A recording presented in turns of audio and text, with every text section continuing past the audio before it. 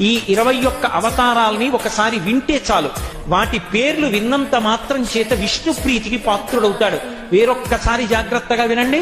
మొట్టమొదట ఆదినారాయణుడు సనకసనందనాదులు, దాని తర్వాత వచ్చినటువంటిది యజ్ఞవరాహావతారం, యజ్ఞవరాహావతారం తర్వాత నారదుడు, నారదుడి తర్వాత నరనారాయణుడు, నరనారాయణుల తర్వాత వచ్చినటువంటిది కపిలావతారం, కపిలావతారం తర్వాత దత్తాత్రేయావతారం, దత్తాత్రేయావతారం తర్వాత యజ్ఞావతారం, యజ్ఞుని యొక్క అవతారం తర్వాత వృషభావతారం, వృషభావతారం తర్వాత వచ్చింది పృథుమహారాజు గారి అవతారం, పృథుమహారాజు గారి అవతారం తర్వాత వచ్చినటువంటి అవతారం మత్స్యావతారం, తర్వాత కూర్మావతారం, తర్వాత ధన్వంతరి, తర్వాత మోహిని, తర్వాత నరసింహుడు, తర్వాత వామనమూర్తి, తర్వాత పరశురాముడు, తర్వాత రాముడు, తర్వాత బలరాముడు, బలరాముడి తర్వాత కృష్ణ భగవానుడు, కృష్ణ భగవానుడి తర్వాత బుద్ధావతారం, బుద్ధావతారం తర్వాత కల్కి అవతారం.